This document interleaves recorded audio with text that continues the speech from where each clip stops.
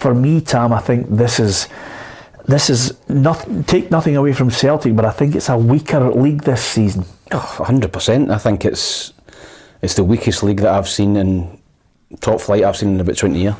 It really is. It's poor, Peter, and I'm not taking anything away from Celtic. Listen, they're dominating games, they're scoring lots of goals, they're great to watch, but they're not getting tested. They get tested a couple of games a season off the Rangers, and they're even beating them, and I don't think it's particularly healthy to see a team like that dominating, 30 wins out of 32, 102 goals. A lot of Celtic fans would say, well, wait a minute, shut up. It's not their fault, it's not their problem. No, but I understand they're buying season tickets and they're winning, and they're saying, well, why? And I hold my hands up here. Some people have said to me, well, why are you highlighting that? Did you highlight that when Rangers were winning 9 in a row?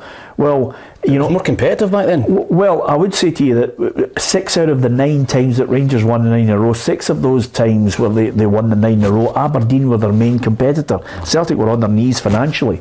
But that's the way the league goes, and sometimes I think, if anything, as Tam mentioned there, Alison, we're a little bit insular in our thinking, but right across Europe, Bayern Munich are 10 in a row. Right across Europe, there are super clubs, and then the rest just have to make it up and pick up the scraps, and occasionally you get an anomaly like St Johnstone win a double. Yeah, but I would take the point that I definitely think it is a weaker league this term. I think that's shown by the fact you have umpteen teams who have gone through desperately difficult points. Aberdeen would be a case in question and can still go and challenge for third. I think that's reflective of the fact that everyone out with Celtic and Rangers, who also had a blip midway through the campaign, has had really difficult points in it. I think the quality has been poor, and again, I don't think that detracts from what Celtic have achieved. I don't think they've done what they set out to do. They've done, their remit is to go out and win every game. They've done that, so I think you would have to laud it. And in any league, I think it's very difficult to show that level of consistency. However, it's to Celtic's benefit that you have a stronger league, because ultimately where they really want to test themselves is in a European environment, and I think to have that edge in Europe, you have to be tested every week. You want to be playing in a very competitive field. That's why I think it's always good. I think Celtic and Rangers need to have a strong opposition all the time between the two of them and between the rest of the league. I think it benefits the team as a whole, it benefits the league as a whole. Yeah, interestingly enough, and please forgive me for this because I know I'm liable to get caned for it, for the name drop, right? Because I know you'll cane me. But I was speaking to 2 guys from down south. We were talking about the leagues and the European Super League, Ruffy, which some people think is inevitable. I know Celtic and Rangers would love a European Super League, regardless of their position at the moment, trying to play the politically correct statements. But Les Ferdinand, first one, said he thinks a European Super League is inevitable when you get this situation where clubs need access to revenue. Alan Shearer said to me that he doesn't think it's going to be a European Super League because without the English clubs it just won't happen, and the English clubs are backed by government pressure as well as fan pressure on this situation. I tended to sway more towards Alan Shearer's opinion on it. Well, we know our 2 would definitely want to be in it, just because of the financial rewards there. I would think the majority of the English clubs would want to be in it as well, but you would have to wait and see who they're going to attract. But again, the English league is so successful, it depends what they're getting offered. I'm sure they will get offered quite a lot of money, but it'd be really interesting to see how it works, this breakaway, and how you play it and how you still commit yourself to your own league and compete in that league as well. Yeah, what I would say is I'm obviously saying about Celtic there, but it's up to Hearts, Hibs and Aberdeen to up their game to get closer. It's not Celtic's responsibility, we need to lose a few games to make it more competitive.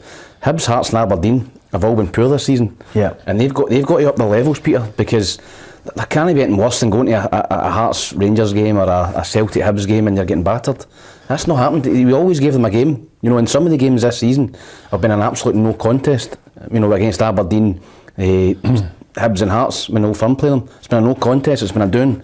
And that can't happen, and that's not Celtic's fault. That's got to be those teams have got to get better, Peter. Yeah, absolutely, I agree with you, Tam, and I also think we've got to work out ways to try and get more money into the game to allow them to expand, to allow them.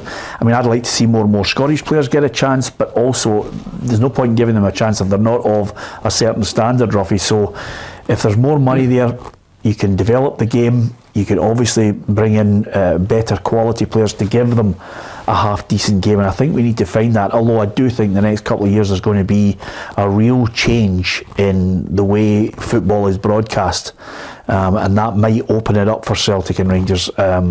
But you're going to have to wait and see how it all pans out. But it's certainly going to change away from what I think is traditional satellite dominating, with one or two of them making bids for deals. I think clubs, especially the Premier League, will be at the forefront of changing the way we watch our football, and it's certainly for a younger generation. Interestingly enough, Celtic win it. They're still 12 points ahead, but Rangers on the Saturday.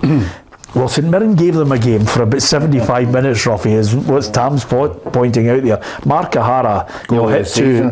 Just hit two really sweet strikes, didn't he? Mm-hmm. Yeah, he certainly did. And that one of them was obviously will be a contention for goal of the season. Tremendous ability, and the confidence to do that. He's had a great season. I thought he was a young player of the year, but no, you're not. You're saying he's too old for that. No, he's not.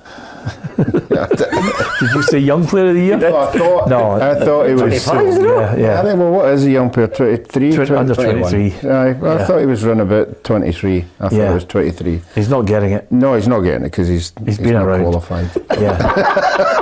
but to be fair, he's had a great season. He hit two sweet goals, but the difference is, as Tam mentioned, that you can bring on quality, and Rangers can't bring on quality. And they've just Morelos has scored 2 goals. If anything, I think Michael Beale is really putting out this message that it's going to be exciting next year. He's going to build his own team, and I think the Rangers manager is right to point that out, because this is not his side in my view. He's brought in a couple of players, but it'll be interesting to see what kind of exciting team Michael Beale tries to build. But when I watched Alfredo Morelos skiting down the grass and giving it this and giving it this, and I'm thinking, it's St Mirren, for God's sake. It's big games that you should have been doing it in earlier in the season as well, to help the manager.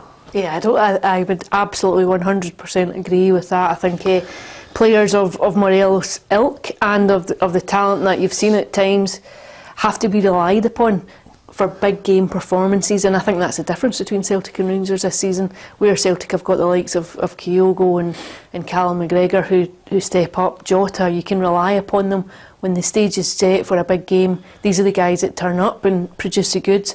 I think on the opposite side, I just think Ryan Kent and Alfredo Morelos have been conspicuous by their absence at times in that kind of environment, and I think that's the difference. I think that's the key, and with no disrespect to St Mirren, Alfredo Morelos needs to be doing it on a bigger stage. Yeah.